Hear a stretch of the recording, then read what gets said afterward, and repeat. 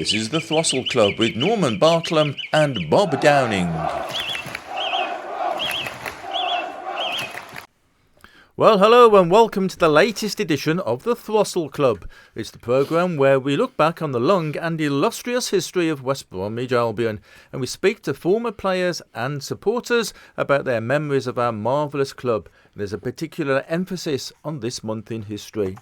Now, sitting alongside me, as usual, is a man whose form rate is always excellent, the former Sports Argus man, Bob Downing. Hello there. You okay, Bob? Yeah, fine, thank you. Okie dokies. And sitting opposite, as always, is Black Country Radio's very own Billy Spakeman. He'll be chipping in with his own comments, and he's been twiddling his knobs in the corner for so long he can do it with his eyes closed, and he can keep us on air as well. So hello there, Billy. And a special studio guest today sees a welcome return for the man who knows more about Albion's early history than anyone else together. It's the man in the posh anorak. It's Steve Carr. Hello, thanks for having me. And an added bonus today comes in the form of Simon Hill. Now, Simon is a leading member of the West Bromwich Albion Blind football team, and he's visiting us today to talk about some of their activities and also, no doubt, to talk about his own podcast that he's set up on Black Country Radio. And he said he wanted to see how we put the programme together, Billy and Bob. So we need to be on our best behaviour today, please, because we need to impress him. Need to impress him with our what's that word? Professionalism. Okay, so let's see. No chasing today, Bob. So let's see how we do then on this, the March 2024 edition of the Throstle Club.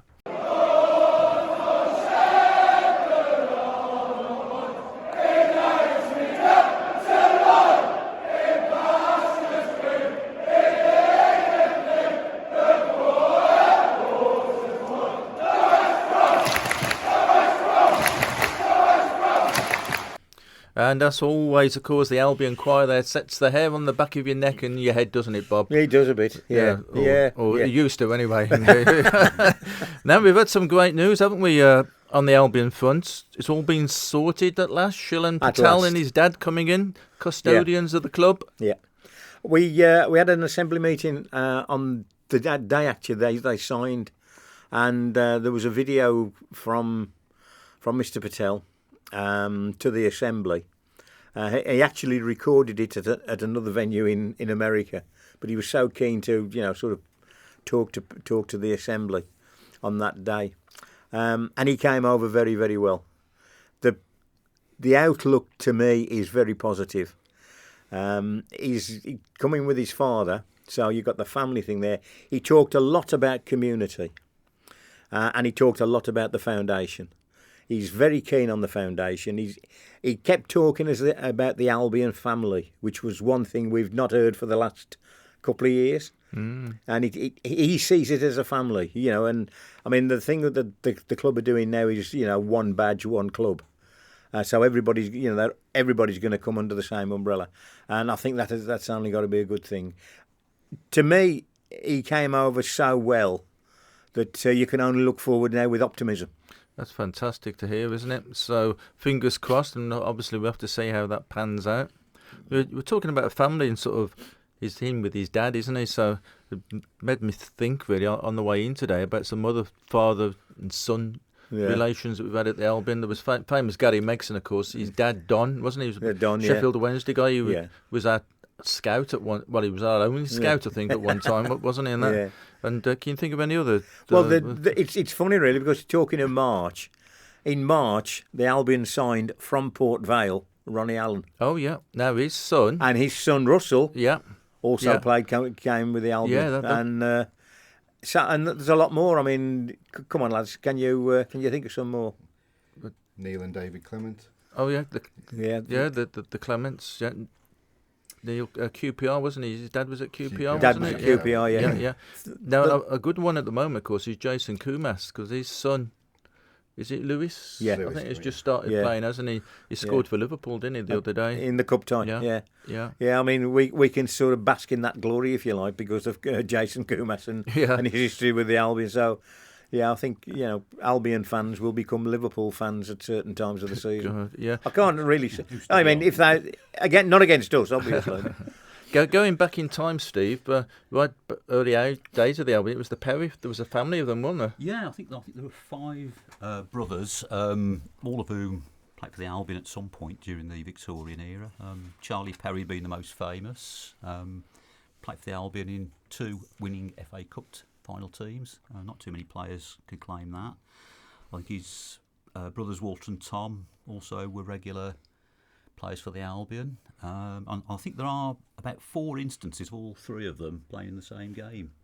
And take that a generation further, the son of one of them, and I forget which, was Eric Perry, who was better known as a cricketer with West Bromwich Dartmouth. Yes, that's right. Yes, yeah. Played for from about 1923 to 1951. Yeah. One of the top players ever in the club's history. Brilliant. Yep.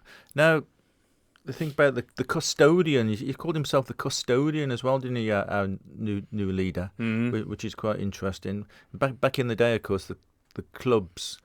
We had chairmen and directors that actually ran the club. And shareholders. Shareholders as well. People like Trev the Shed and Tony Hale spring to mind, don't they? But one of the good ones was Bert Millichip, wasn't he, over the years? Yeah, he was very good. You must have had some dealings with him. Yeah, I had quite a few dealings with Sir Bert. Obviously, when I started with the Chronicle, it was Jim Gaunt was the chairman, and then Sir Bert took over from him. And Sir Bert was... he'd been chairman of the disciplinary committee on the FA, so it was the obvious step eventually to become, I think, chairman of the FA. But during his time with the Albion, I mean, they had some there's some difficult times. But with Sir Bert, he was always level-headed. He didn't seem to be a man who panicked. That if anything that was happening within the club, you felt he was guiding it through calmer waters. Behind the scenes, it might have been different, but from my point of view, and from the press's point of view, he was always very approachable. That was the thing. I mean, a lot of chairmen at the time weren't. I can think of quite a few, but like Bob Lord, but he was very approachable, and he would also, if you got in touch with him, then he would answer the questions. He would never dodge a question. And that was what was so good about Sir Bert. He was a bit of a gentleman as well, wasn't he? Oh, very much so. Very much so. And I have to add as well, Lady Barbara, his wife, she was an absolutely wonderful woman. Why'd you say that, Bob? No, she was. Because she like Sir Bert, she was always very approachable. If supporters would probably come into the ground, by the Alford's Lane, when they used to come into Alford's Lane, and she'd say hello to everybody. It was not, I'm the chairman's wife. She was very approachable. She was very friendly, and she was just a lovely lady. Brilliant, yeah. Now, changing tack slightly, the name Millie Chip has got me thinking about players and names that might have things to do with food and stuff you can eat here and we drink. go. So come on. He wasn't going to take long, was it, Billy? Now, the obvious one is Mickey Fudge. Mickey Fudge. Yeah. Right. Now, if we were to have a food and drink 11, and I've done this in the past, so I've found it out again. Manager could be Gary Fodder. That's in food. Oh, come on. And goalkeeper, Albion goalkeeper Jim Coombs. The other Jim? Before Sanders. Jim Sanders, Colonel Sanders, Colonel Jim Sanders. And now I can't take any more of that. Now we've got our Greek fullback at the moment, haven't we? Connor Townsend. No, Donna Townsend. Donna no. Townsend. And in defence we've got Cedric Kipper. Kipper. Cedric Kipper, good. And we used to have Dara Ote. Dara Ote, yeah. And then somebody we've had on this... Can we cut this? Somebody we've had on our programme in the past, Paul, defender, just played for the Blues, Paul... Sandwich. No. I don't know. Not Paul Marden, but Paul Larden. Paul Larden. And then, of course, Daryl... Burgess. Daryl Burgers. You didn't think it could get any worse, could you? No, we've got a double one here. Our Egyptian guy was... Ahmed Ham Ed Egg Arzi. Get it? Ham Ed Egg Arzi. And then we had Tony Grulish. Oh, no. Who was the Daniels that we had? That Tony Goulash, up you mean, front. don't you? Tony Goulash, yeah. Excellent. Up front, who did we have? Daniel... Dickie. Dicchio. Where are you going to No, get that in from? spotted Dickie. No, very careful. I was going to say something else. I was thinking more of Sturridge, so we could have Daniel Porridge. Yeah. Then we've got Ricky Lambert, we used to have.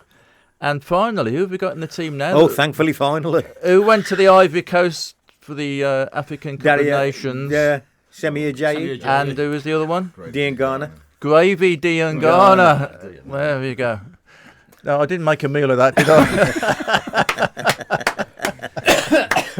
Oh, dear. Oh, mate. dear. Now, just in case you were wondering, They've just chucked you out the supporters club.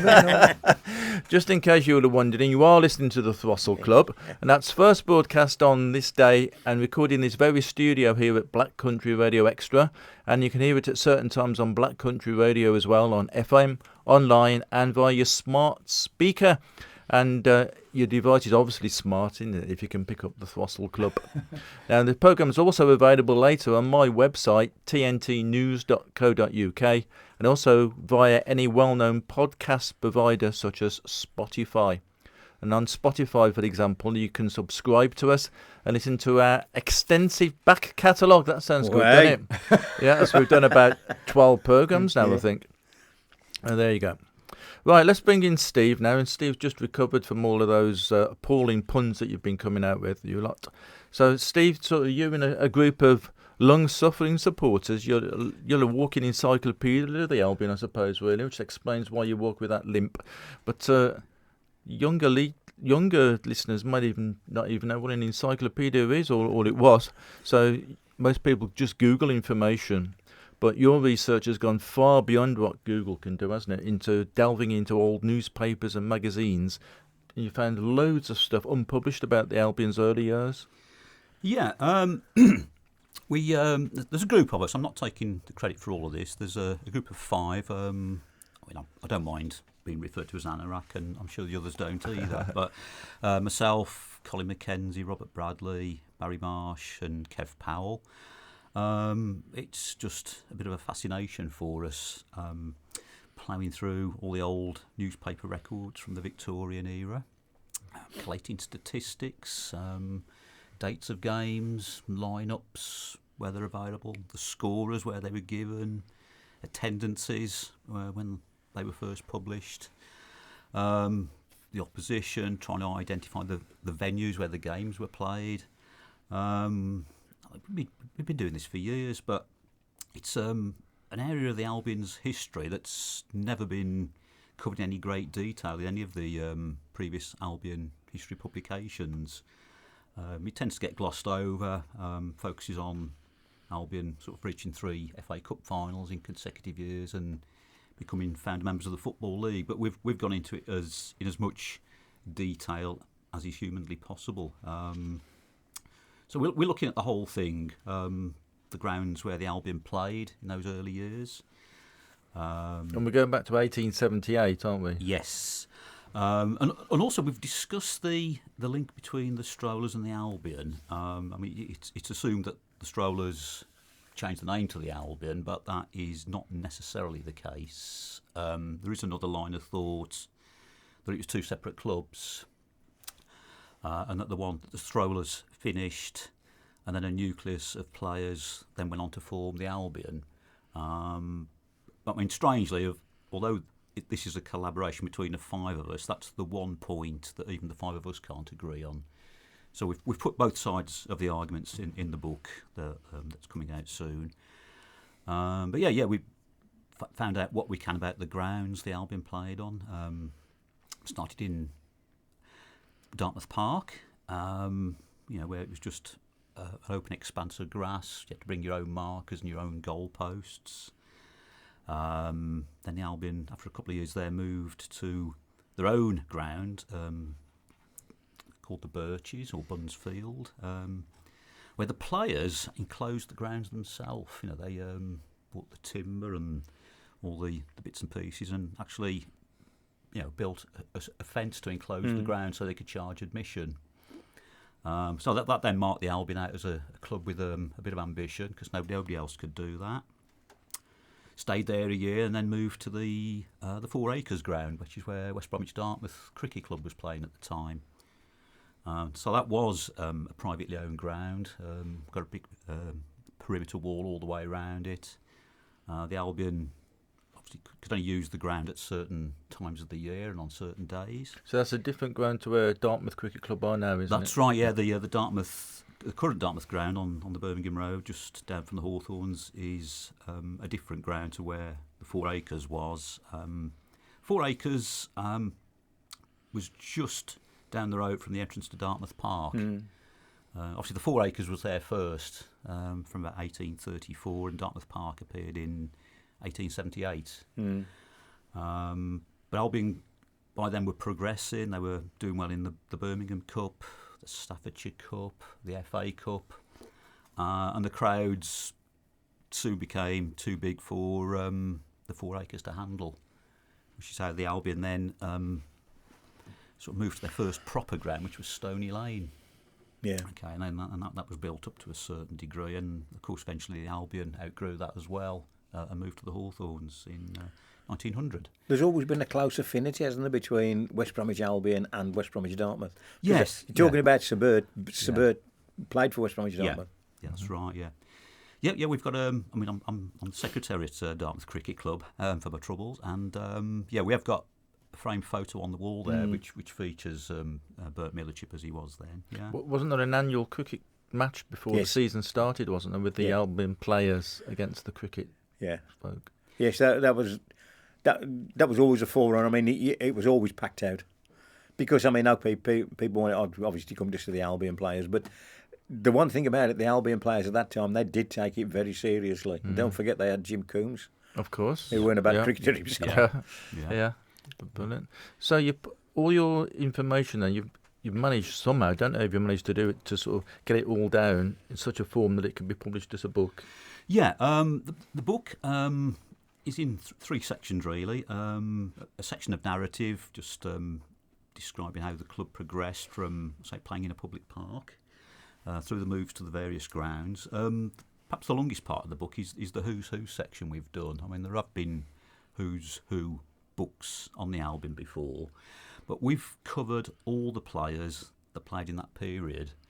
The more conventional Who's Who, they only cover the players who've played in league games, FA Cup, League Cup and so on, but we've covered everything: the Birmingham Cup, the Staffordshire Cup, the Walsall Cup, the Wednesbury Charity Cup, the Lord Mayor of Birmingham Charity Cup, and all the friendlies that were played there. And we go on now about all the cup competitions ruining the game. Yeah.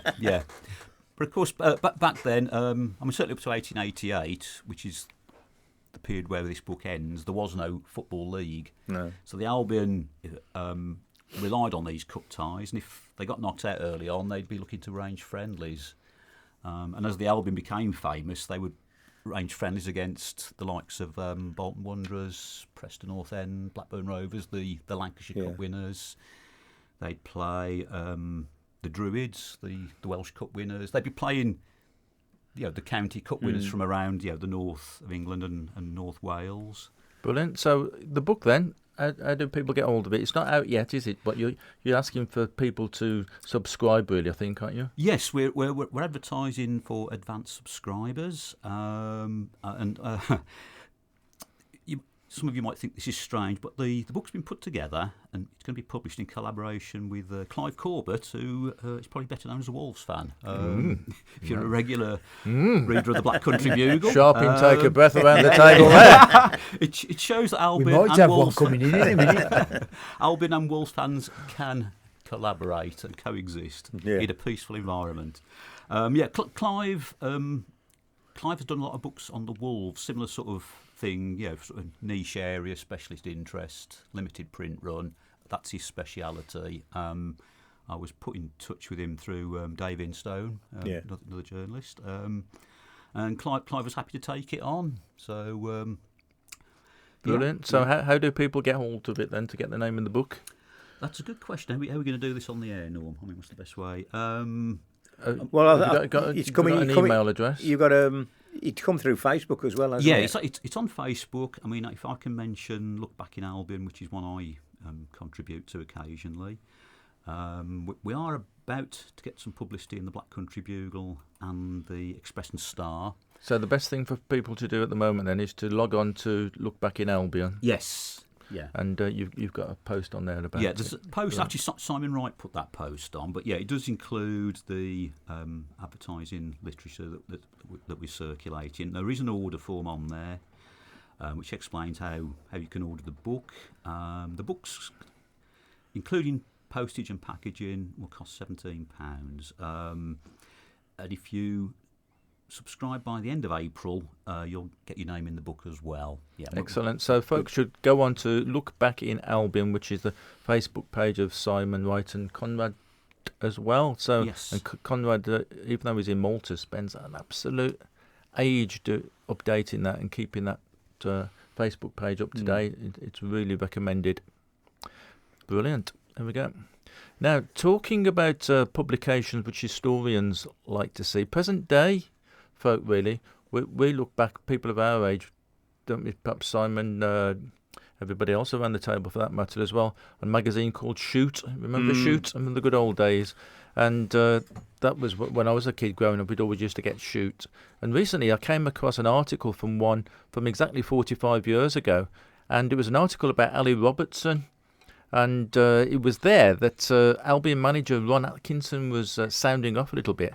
He expressed amazement and maybe a bit of frustration as well that Ally Rob hadn't been picked for Scotland. And I put the article on one of those Facebook pages, and people commented, certainly very much so that they agreed with Big Ron. So we caught up with Ally and we spoke at length about the article. Right, so there we are. 45 years ago. It's amazing, isn't it, Ally? How quickly time flies. It is. You can't believe it. 45 years ago, and you look back and you can't. I can't even remember that being in the press. No. So it was a big, quite a big thing in Shoot, wasn't it? So Ron Atkinson really praising you. So you weren't really aware of that at the time. No, for Ron to have said that was absolutely brilliant. And now that you've seen it, it makes you feel fantastic. But it's just a shame that it says like I didn't get any caps or anything. I wasn't even in a squad. And for me, like I played for Scottish schoolboys. I then was lucky enough to go into the youth team. But then I broke my leg and I was out for a year and I just seemed to go, I missed them. Yeah. I mean, the amazing thing as well, each time. I mean, we all knew how good he was. Because, I mean, you were having the team come through every week.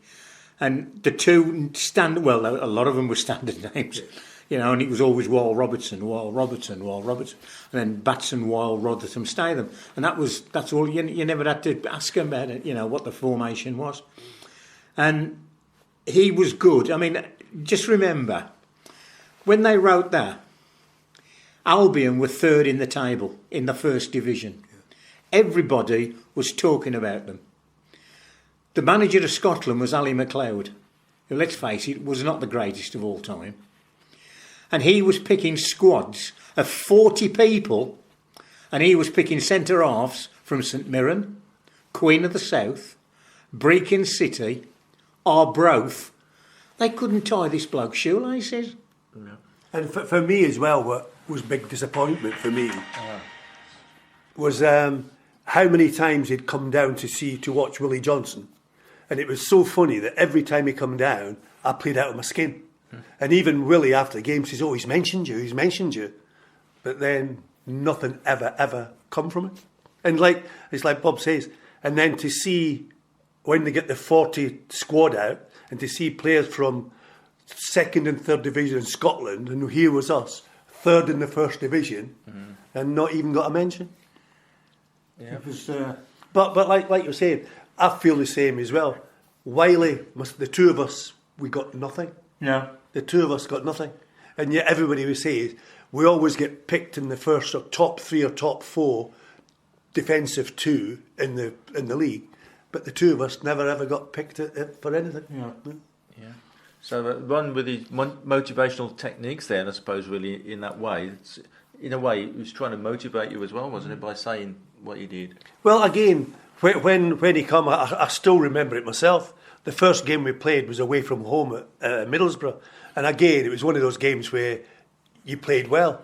And Big Ron next week, I thought, it's like he says there, and the thing, I don't think he'd ever heard of me or even knew who I was. But then all of a sudden we got great together, and he knew that we're a great back four at the time, and he just used to more or less leave us alone. And he knew that he didn't have to say it. And it's like he said there, the only time we ever got a mention was when we made a mistake. Yeah. See, what you've got to remember during this as well, I mean, this was done in Shoot magazine. Now, we were pushing for Ally and for a lot of all Albion players to be getting international recognition. And, you know, when you get it into a national magazine like Shoot, you know, you think, oh, now he's got a chance. But, I mean, I always remember the Evening Mail started a campaign to get Brian Robson into the England squad. And when he eventually got into the England setup, Ron Greenwood went across to him and he said, are you Brian Robson? And he said, yes. He said, oh, you're the one everybody's telling me I've got to pick. Oh, right. And I just said as much about Ron Greenwood. Yeah, London-centric as well. Yeah. But it's the same as, I look back and I was so lucky to be in a back four like we were with Brendan, John, myself and Derek. And Derek, who was absolutely out of this world, how many caps did he get? Mm-hmm. Yeah. And that was so sad that Sanson got on in front of him, and Derek was so unlucky as well that every time Sanson got injured, Derek got injured. And if he had got in and played 3 or 4 games on the trot, they would have seen how great he was. Yeah. And he probably would have kept the position. Yeah. But everybody said from the start that because you're not in London or Manchester, it's very hard to get into unless you actually win something. But how long were we pushing for Cyril to get into the England side? Into the side? Yeah, and that took a long time. Yeah. You know, simply because, I mean, the story, I mean, we always knew. The further south down the M1 you were, the better chance you've got of playing for England. But it's like you mentioned earlier with Pop, Brian Robson. Brian at the time was playing out of his skin. He was absolutely brilliant. And we were all saying ourselves, how come he's never been into the England squad? But then all of a sudden he gets into the England squad, he gets transferred to Man United, he now becomes captain, he now goes on forever. Fantastic. Yeah. Great. So 45 years ago then from this article, it ends up by talking about and saying about that previously you were almost ready to ask for a move. So was that under Don Howe? Was it towards the end of... Was it Don Howe? Don Howe. Yeah. When Don Howe had dropped me, and I was ready to move because I just said, I went in to see him how many times, and he just kept on saying, "You're in the reserves, you're in the reserves, you're in the reserves," and my contract was going to be coming up to it, and then I says, "Well, why don't you even let me go?" And how many teams come to me and wanted me to go on loan, but I says, "No, I don't want to go on loan. If I go somewhere, I want to go and sign for somebody." And but then I was so lucky that Gilesy came, and me and Gilesy got on absolutely great together. And those 2 years that John was there, the club took off. And that is where then, of course, that's my top 2 managers. Is John, who was I think was absolutely brilliant. Then Big Ron took over, and to be involved with Albion in those 4-6 years was absolutely brilliant. You know, when Big Ron took over, so he came from Cambridge, didn't he? So was it virtually unknown then? What were you lot thinking about a bloke from Cambridge coming? Well, again, we were just looking at and saying, whoever comes in, the way that I always looked at it, as long as he picks you, he's a good manager. Yeah. And because I had a few bad ones that I thought were Don Howe, Ronnie Allen, Ron Saunders, Ron Wiley, they all didn't really pick me or press me or push me for anything. But then when Gilesy, Big Ron and that comes in, Alan Ashman, it was great to be pushed up and told this is a good player coming in. And that then creates the dressing room. And that to me, for everything in football, if the dressing room's right, the pitch will be right. And that to me was always great. It was funny when Ron got the job, because when they appointed him, apparently one of the directors said, "I want to show you something," and they took him outside and they said, "That's your company car," and it was one of the big Jags or something. And Ron turned around and said, "Oh, I got the one up from there."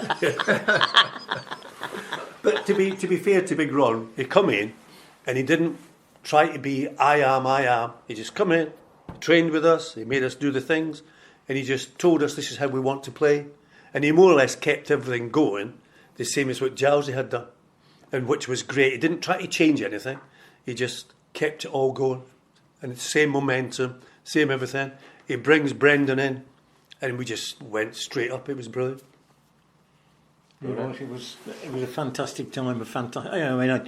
It's funny enough. I was listening to somebody talking the other day, and I was saying about how newspapers have gone now. And he said, the 70s, all throughout the 70s, early 80s, that was the golden age of journalism, and it was. Yeah. It was.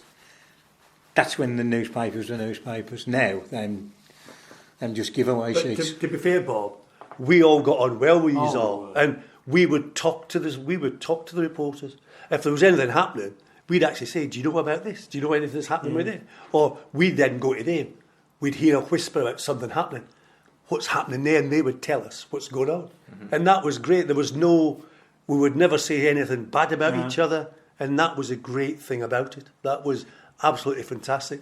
I'd hate to be in it now where you're scared to say a word and it's taken out of all proportions and put up there somewhere where you don't want it to be. And that's when it was great, wasn't it? Yeah. I remember when Donnell was here, the manager, and I used to ring up for the opposition newspaper, Ipswich or Manchester or whatever, and get their team. And this is when the time, at 11 o'clock, the manager would give out the team. There was no sort of, from. If they said from, it meant he'd got a couple of injuries. Yeah. And he was going to have fitness tests. And you knew who the fitness tests were going to be on. Now, you can't even do from. Because they just give you a list of 30-odd names. Yes. So that's why there's no team news in newspapers anymore. Because they don't give them out. But we used to give the team out. And then I would come up to if I came up to see Don after training, I'd have the opposition team that they were going to play against on the Saturday. So he could start his work then, because they knew that was going to be the team. And the same with us. We were giving the opposition what the Albion team was. Yeah. But it picked itself. Yeah. They said, what's the Albion team? Well, what do you think it's going to be? It ain't going to be, from. It's only from if you got Ali injured or you got John Wall injured. And there was somebody gone in there like Dave Rushbury. If Dave Rushbury's name was in there, you know him full well. One of the centre halves is injured and they're going to have a fitness test. Yeah. Brilliant, some great memories there from 45 years ago. And the article, Ali, ends by saying Atkinson must be counting his lucky stars that Robertson stayed at the Albion. No, I was so lucky that I was involved in that team under, like I said earlier, those 4 years, 6 years was absolutely brilliant. I could have gone to Rangers, and that was the only transfer that I did go to Big Ron and ask. I would like to go, because my dad was dying of cancer, and he always wanted me to go to Rangers. And I says, he's got 2 years to live. I says, it'd be lovely for my dad to see me go out in a Rangers strip. I says, but apart from that, I would never have wanted to leave the Army. Never ever. That last paragraph, you could also add the Wolves also. Because if he'd have gone, when he could have gone, he wouldn't have gone to the Wolves. And how much would they have missed him? But again, that was so lucky that a certain manager who I hated, and we just did not get on together. And I was so lucky that, because as I left the Albion, we left under a big cloud. After being there for 18 years, and then leaving like that was horrible. But as I left, I went, wherever I go, because I thought I'd be going to a second or third or fourth division club. And I says, wherever I go, I hope we pass each other. And it's a horrible thing. 3 years after, Albion go first, second, third. Wolves go first, third, second, and we bypass each other. And it was fantastic for me to see that, because thinking what you done to me. But as an Albion player, an Albion fan, it was horrible to watch. But it was great on the other side to see Wolves come from absolutely nothing back up. And that's the only thing that I just think, if I could have played for another year and got them into the first division, So it would have been fourth, third, second, first. That would have been absolutely fantastic. And that's the only other thing that I look back and you think, for the Albion, what a great team we had, but we didn't win anything. And there was at the Wolves. I won the fourth division, third division, sixth, then won the Sheffield Band trophy at Wembley. You think, good God. And that team couldn't have laced that team's boots. And that's how you look back. But that's how life is. That's how life is. And that's what happens. This is the Throstle Club with Norman Bartlam and Bob Downing. This is Black Country Extra. So there we are then. Thoughts of Ally Bob, and we both really enjoyed having that conversation there. A bit of sad news that people will recall that a famous Aston Villa player from this area, Chris Nicholl, passed away recently, which is quite sad, Bob. It was very sad. I suppose I did see him play. I can't remember now, but the Chris Nicholl I remember was when I was a freelance and I was doing work for the News of the World. The News of the World? Well, hey, now, come on. What kind of a programme is this descending into? No, I wasn't the bloke who sort of made his excuses and left. Oh, you didn't make the excuses, you just carried no, on, I just did you? carried on. Yeah. Paid me money and carried on. No, but I used to cover some Walsall home games for them. And Chris Nicholl was there every game, working for the Press Association. And a lot of ex-professional footballers were doing that job at the time, and it was just sort of sending over, sort of little things, about the way the game was going. So if anybody scored, it'd be 30 minutes, Walsall 1, Stockport 0, goal scorer, right-footed shot just inside the penalty area into the far corner, and that's what he used to do. And it was, but it wasn't just up and a catch. He was doing it all the way through the match, and at that, we used to have quite a bit of friendly chatter between ourselves because of the Aston Villa and the West Bromwich Albion aspect. But the other thing about Chris is that when he was manager of Southampton, he had the foresight to sign Derek Statham. Oh well, that's a good claim to fame, that, isn't it? Yeah, and I mean, very good. Yeah, and in the first season. I think after the first season, Derek was named the Player of the Year. Fantastic. Yeah, wasn't it Walsall as well, Steve? Walsall, wasn't it? Yeah. Yep. Now I always remember Chris Nicholl back in the 1976. It was. I've looked it up actually. When he scored 4 goals in a game against Leicester City, playing for the Villa, and the game ended 2-2 because he scored 2 own goals. And I don't think that's ever happened again, has it? No. So two own goals. So the Argus headline was Chris 2, 4 and 2 against, and Jeff Bean did the Argus report that day on that. Yep. Yeah. Now you're sitting there thinking, who the hell are they talking about here, Simon? Aren't you? Because you were born about almost 10 years after the time that we're talking about here. You little youngster coming in here now. Then come in and tell us a bit about yourself then. So you've been blind since you were about 4, I think, haven't you? Yeah, so long story short, totally blind since I was 4, so grew up not really able to play football in teams and all the usual sort of path that people follow. Got hooked by the Albion when I was about 7, but never thought or imagined I'd ever be able to attempt to play for them. And then came along in 2006, an opportunity. I was asked to help create a blind team at the Albion with the foundation. At that time, I was involved with the Blind England squad. So yeah, all of a sudden, I was able to represent my club and my country, which was something I never imagined I'd be able to do. So that must have been absolutely fantastic. That for you and for your family and friends as well. Quite emotional. Yeah, well, I mean, to be honest, it's not the usual setup where, my dad got me into anything like that. I come from not really a footballing family, so it's been very much an interest or passion that I've pursued on my own. But yeah, people were, any football fans that I had, were obviously chuffed to see me representing the club, and so. It was interesting you there, Simon, about you saying about sort of played for England and then got involved with the Albion. How did you get recognised by England? Well, yeah, like I said, it's not the usual story you hear, but basically at the time, so when I was 17, 18, there was the bizarre situation that there wasn't any club blind teams, but there was an England blind team. So it was just a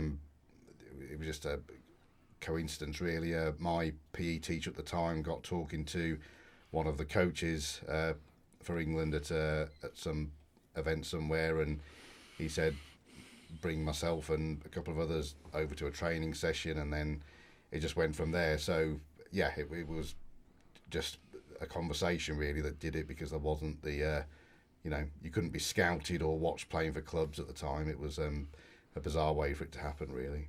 It was interesting because a couple of years ago, my grandson's son was involved with the foundation, and they have these games on a Sunday at Albury Sports Centre, and the blind team were there the one day, and it was absolutely amazing to watch this match, and you would not have thought these lads couldn't see.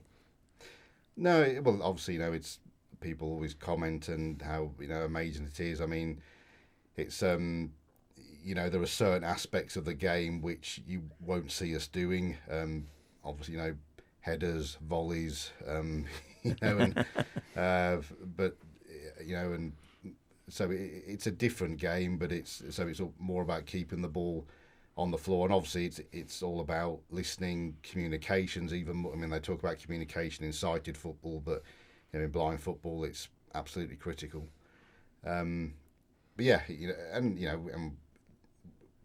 takes a lot of practice, a lot like any football. You work at it. You don't just turn up and do it. You have to practice different skills, but ultimately the same as any football. They have to practice to be able to play it well. Yeah, so do some absolutely fantastic stuff. And in fact, the Albion Foundation is doing lots of good work with people of all sorts of disabilities, isn't it? Yeah, I mean, it's the scale that it covers is is amazing, really, which I don't think people always realise. It's not even just football related stuff. It's all sorts of things with education for children who struggle in school for whatever reason. I mean, in COVID, for example, they were out there trying to get food and assistance to people, all that sort of stuff. So yeah, it reaches far beyond just football. It's not all about the football teams are just one part of what they do. Yeah, perhaps we should give a good shout out to Paul Glover and Chris Winston, who do lots of work with the blind team, don't they? Yeah, well, Paul. Well, it was Paul Hunt who started the team with me back in the beginning, and then there was a bit of a move around, and Paul Glover came in about 2010. I think at times he's spent more time with on blind football than he has at home, but but yeah, he loves it, and that's what. And Chris Winston, visually impaired himself, I think he sort of had to make the adjustment from playing with sight to playing without sight, and I think he sort of decided that he preferred the sort of coaching side rather than playing, which is fair enough. That's kind of the stage that I've come to now. But yeah, there's a lot of people who do a lot of work way beyond what the hours they get paid for. Put it that way. Yeah. And what about your podcast then that you're setting up here on the Black Country Extra? Yeah. So it's first and foremost, it's regarding the group All Access Albion, which for those that were at the Coventry match on the 1st of March, you'll notice that was promoting the Unite for Access campaign. And All Access Albion was set up by the club. Essentially, we were approached by the club to help them improve the matchday experience and accessibility for people with disabilities and health conditions, because there are people who have either never been to a match because they're concerned about what problems they may have, or used to come to matches and have stopped because they've now got a health condition or disability which they feel or that worries them. So it's just about saying to people that if things aren't already in place to help, then we can get them put in place. So the podcast is basically another way for people to keep up to date with the work of the group. I appreciate the world's swimming with podcasts now, but the idea of this one is another way that people can listen rather than having to, go on the internet and root around on websites and social media. People can get updates of what we're doing and also the latest from the club and the Albion family. So I'll give a summary of the latest matches, highlights, interviews, and keep people up to date with how all the teams are getting on. That's brilliant. Yeah. So what's the title of the programme? It's just called All Access Albion. All Access Albion. So that's something to look out for. Now, if you want to see some of the action of Simon in action on the football field, I've interviewed him a few months ago, actually. It's episode 12 and 13 of a series called It's Not Only Zebedee Who Boings, and you can find that on my website, tntnews.co.uk. Now then, a little clip here we always like to listen to, and some of our older fans, and Ken Lord has been on the programme recently, and he's just about to celebrate the 80th anniversary of his attending his first ever match at the Albion. And he's been talking about good transfers and bad transfers and with managers over the years. And all I needed to do was to mention the name of Ron Saunders.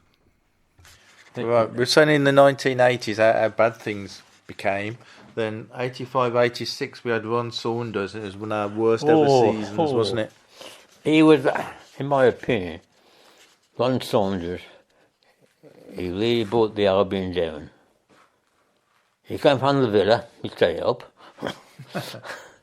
And I was pretty good at the Villa, but with the Albion, he made some bad decisions. Whether by the board, I don't know. But he more or less decimated the team, I know most Albion supporters won't agree when I say this, but he sold Steve Carr, which I think was another bad mistake. I took John, my nephew, to the match, and Steve Carr was playing, and he scored, but on the way back, my nephew said to me, "What do you think of Steve Carr?" I said, "Well, he's a bit crude at the moment, but he's got something which every manager, would really want. He knows where the goal is. He's one ambition, reminded me of Kevin and the Tank, get the ball in the net. His ball control was terrible, but he had something. He wanted to get that ball in the net. And I thought to myself, well, I think if I keep him, train on him, get his ball control a bit so-so, like I said, but keep him and he'll be all right. And 3 days later, signed to the Wolves. Well, there we are. So there's Ken, and Ken and myself are writing down his memories to produce a nice little book, hopefully towards the end of the season. So thanks to Ken there. But now, the moment you've been waiting for. You ready for this, Billy? It's the quiz of the week. Oh, no. It's not live from Norwich, but we've got the knowledge. Oh, God. Bob takes on Stephen Simon. So, are you ready then, Billy? Okay. Right, so just shout out the answers. Nothing could possibly go wrong. As we say, not from Norwich, but they've got the knowledge. So here we go. Question number 1. The Albion game at Sheffield United was famously abandoned in March of which year? 2002. No. 2003. 2003. Oh, Bob. Right, number 2. Which famous Danny made his Albion debut against Ipswich towards the end of the 1990s in his Welsh international, I think? Gabidon. Danny Gabidon. Good one for Steve. That's a good Welsh name, eh? Good Welsh name, Gabidon. Thought that was your tummy, for something for your tummy. Next one. Which Barry made his debut for at Norwich City in March of 1980? Cowdrell. Oh, Barry Cowdrell. Well blimey. done. That's a good one. Well done. That's a good one. Right, question number 4. Which TV quiz did the Albion... Quiz ball. Ooh, quiz ball. I think there's a bonus point there. a bonus. bonus. A bonus there for answering it even before I'd got the question out. It's beyond University Challenge. John Osborne, Jeff Smith, Doug Fraser. Oh, I think that's worth another bonus for Bob there. Yeah. Sort of Come on, Right. Steve. Right, another bonus. And who was the presenter? David Vine. David Vine. Ooh, Bob, I think, Bob, again. Just leave me, yeah. Only just. Yeah, okay then. Right, question number 5. In March of 1969, You may have this a bit, Simon, are you, mate? which Italian team beat the Albion in the Fairs Cup? Fiorentina. Nope. In when? 19? Bologna. 1916 in Bologna. Very good. I thought you might make a right bolognese at that point. You didn't. 67. He's Okay. been studying, I think. Old Bob. And question number 6. In the 1968 FA Cup run, which team did Albion need 2 replays at? To Liverpool. have? Liverpool. Another one to Bob. He's well away today. He's on fire. And the final question.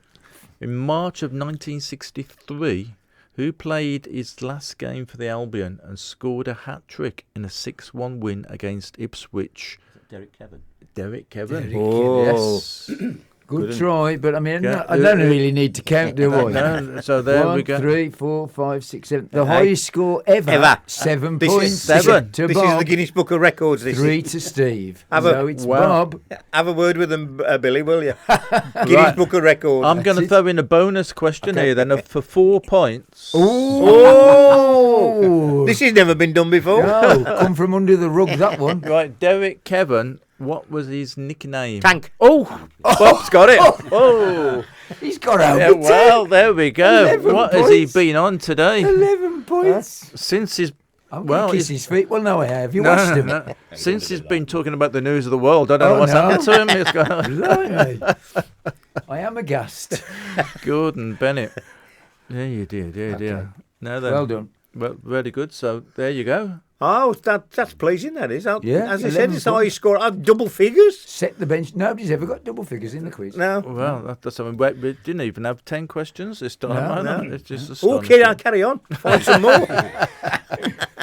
Now, what? Talking about this month in history, in March 2000, Brian Little got the sack Yeah. from the Albion. So he had a good playing career, didn't he? He was down at the Villa, wasn't he? Oh, well, yeah, You, I mean- you must have come across him quite.